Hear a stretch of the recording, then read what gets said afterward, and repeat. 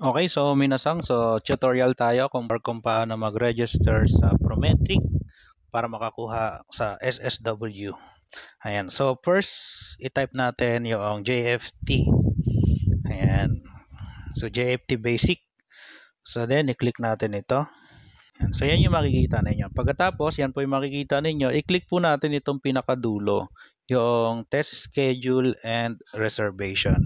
Ito, ayan, nasa dulo. Tapos, ayan, click natin itong reservation.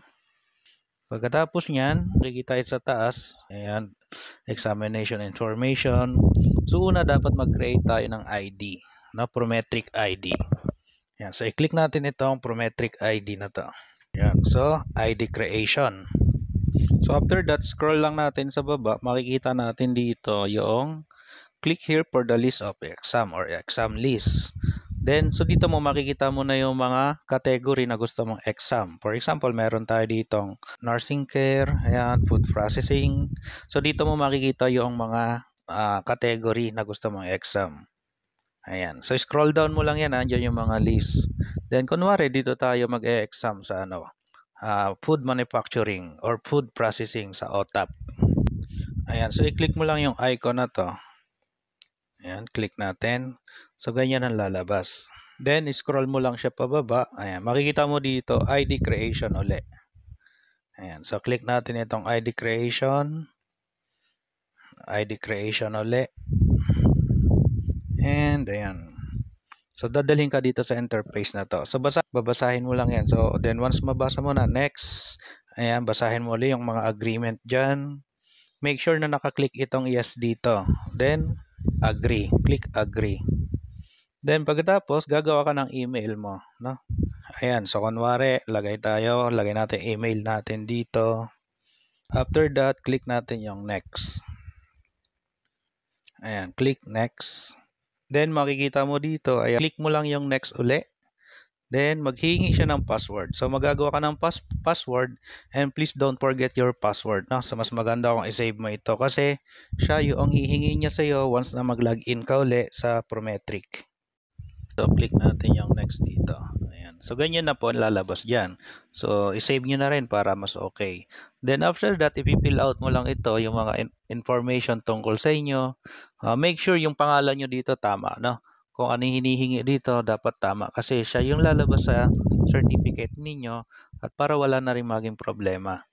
Ayan. So, fill out nyo lang yan, yung address ninyo, yung personal information nyo. Ayan. Then, ayan, ipapa-review niya sa yan. So, check mo lang ulit, double check mo kung tama yung nailagay mo. Pag okay na, next ulit. Check mo naman yung email mo kasi doon ise-send yung iyong Prometric ID. Natin kung nag-email na yung Prometric. Ayan, Prometric Japan. Open natin. And ayan, so dyan sasabihin yung Prometric ID mo. Makita natin dito, password ID. Ayan, so copy mo lang yan. Ayan. Then, punta ulit tayo sa interface noong Prometric. So, once na makuha na natin yung ating ID, punta tayo sa Prometric. Balik tayo dito sa kanina. Scroll up natin. Ayan, login. So, magla-login na tayo and registration. Ayan, login and reservation. So, once na ma-login mo na, hihingiin niya sa'yo yung iyong Prometric ID. Doon mo makukuha yun sa email kanina. Then, lagay mo yung password mo na nilagay mo. And please copy natin itong CAPTCHA. Kopyahin mo lang yan, then login. Ayun, so nakapasok ka na. Now, so magre-reserve naman tayo. So, click natin ito. Reserve test. Then, kunwari, basahin mo lang yan, scroll down. And click mo yung agree. Ayan, agree. Then, agree. Continue. Okay. Then, merong paalala dito. Review mo lang daw kung tama ba yung iyong pangalan. And, pag okay na, click the continue. Agree uli. Click mo to. I-select mo yung iyong iti-take na exam. Then, next. After that, ayan, fill out mo na naman ito. Ayan, merong mga information hihingiin sa'yo dito. Una, birthday mo. Ayan. Tapos mga personal information. So, lagay natin yung birthday natin dito. Yung birthday, gender, tapos lugar, syempre, Philippines. Then, kung anong trabaho mo, occupation. So, nilagay ko dito, wala akong trabaho. No occupation. Then, tatanungin dito kung may experience ka ba. Kung may experience ka ba sa exam mo ngayon, so nilagay ko wala. Pwede naman yan. Pagkatapos, dito, sasagutin mo lang itong tanong dito kung ano, ako, kunwari, ito na lang. Ayan. Then, after that, ayan, paano mo daw nalaman yung tungkol sa prometric exam? Sabi ko lang dito sa kaibigan ko. And, ayan.